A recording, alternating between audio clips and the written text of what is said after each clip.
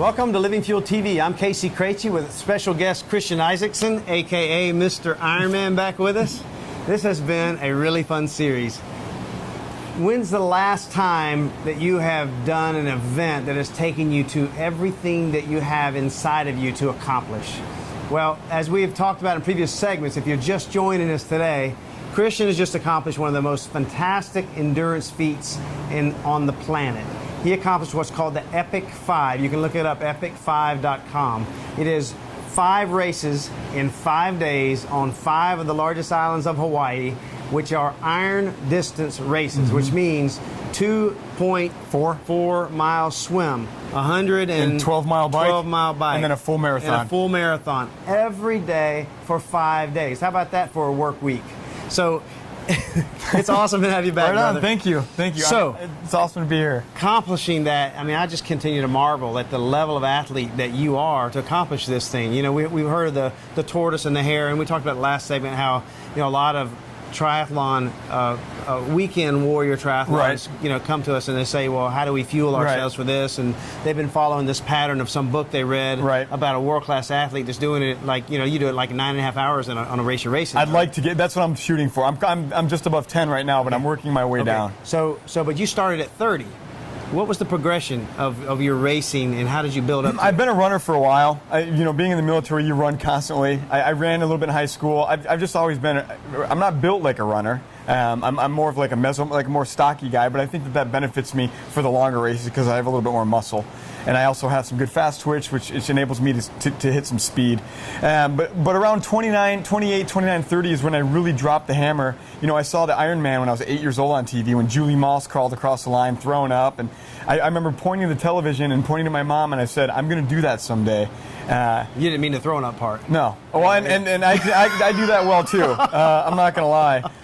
And probably I throw up sometimes more in training than I do in racing. But I think I dedicated myself knowing that, hey, this is going to take me 10 years. It's going to take me 10 years of my life to get to where I want to. I'm right around year 7,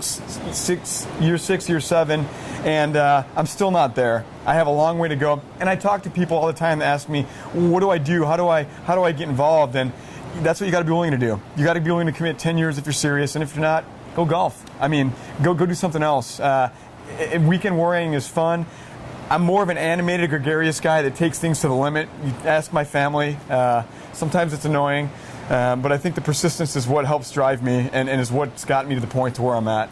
You know, I've often said that when you look at marathons and triathlons and those sort of endurance races, it really is a picture of what the viewers are experiencing in their own lives. It's different though. You know, their activities are much less, but their nutrition and their exercise is much less also, or not nearly as refined. Right. And so what happens is people over time end up losing their body mass, or lean body mass, their muscle, replace it with fat. People are what I call fat, skinny people a lot of times because they basically have the same metabolic problems as someone who is big because they have lost muscle and gained fat and replacing it. Yep. And so maintaining your nutrition and your routine and that sort of thing is critically important for not just for you but for the people listening also. So what does your training look like? I always say you cannot out-train a bad diet. There are a lot of physically fit people out there that are not healthy. And that's where I think the line starts to segregate. And you know, if you're going due north and you're headed in the right direction, but you're only 1 degree off, by the time you get up here, you're separate even more. And I think with nutrition and training, that's the key, is to staying consistent in everything. And I get tons of stuff dealt to me from the guys at work. But it's the little things over and over and over and over and over again.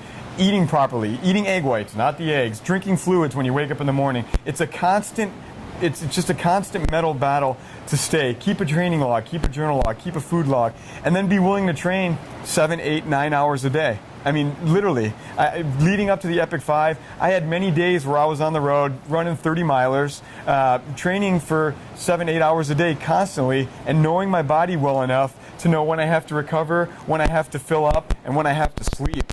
And I think that all comes into play. Most of it's common sense when you think about it. You know, it's those questions that are easily answered are usually the ones that make the most sense.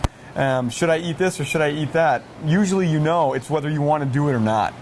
And having you guys having Living Fuel with me, it was no brainer. After the long training sessions, it was so easy to down a bottle of Living Fuel, regardless of what I would mix up. And it would give me a segue to get to the solid foods, where in the past when I would run 30 miles or put in a 7-hour bike ride on the trainer or do something physically that your body's not supposed to do, I couldn't eat solid foods after. So I think that was, like I said before in the last segment, that was a big piece of the puzzle for me, was to be able to get gas back in the tank. Because the minute your next training session starts, the second your one that you're doing ends. And that little segue between, so many people forget, and they plop down on the television and they think that just because you train for a long time, it gives you the liberty to eat pizza and burgers, and it doesn't work like that. It doesn't work like that. The body's a fine machine. Correct. And you gotta fuel it like you would a fine machine. Right. Interestingly, I remember the one message I got from you. I told you you're going to feel better if you do this way. You need to increase your protein levels dramatically over what you were telling me you were doing, and to save muscle mass, lean right. muscle mass and lean body mass. You don't want to burn up heart muscle either. Right. Yep. So I got a phone call one day where you had done it between your swim and your bike. Right. And you've said, for the first day, I actually feel the difference. It just felt weird, and I was so, I have a lot of people trying to send me stuff, so I'm very cagey and hesitant, and it helps that you're a brother in Christ. I'm not going to lie. I mean, there's peace in mind knowing that, all right, this guy's on the same page as me, so that's awesome. But on a separate note, just the product itself, there was a week there where I'm like, I feel different, and it wasn't a placebo thing. It was everything, from being able to go to the bathroom easy. I mean, seriously, to staying hydrated, to just having the peace of mind of knowing after this workout, I have something that I know is going to work for me, versus still kind of rolling the dice. And I have a coach, Dave Cavarella is a great coach. He's helped me with my nutrition, and he and I discussed this, and he said, this is a great supplement to a great diet. You can't take away your greens and your fresh foods and your organic vegetables, but he's like, if you're using this and this, it's like a double whammy. The thing with Living Fuel is, there was times on the Epic 5 where that's all I had, and it was just as well as eating the rest of that stuff, all in one bottle.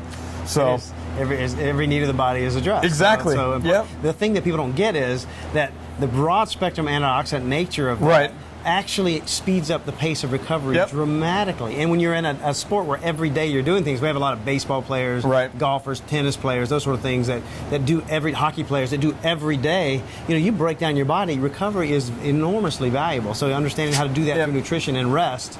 I wasn't trying to bag on the golfers out there, just so you know, when I said the golf. I think golf's a physically demanding sport, and I didn't mean it to sound... Of course. No one's going to take it that way. All right, right on. Bowling? No, just kidding. But nonetheless, the way that I felt after I had the Living Fuel, after a hard day of 14 hours a day, 7 hours on the bike, normally it's hard for me to eat solid foods. Of course.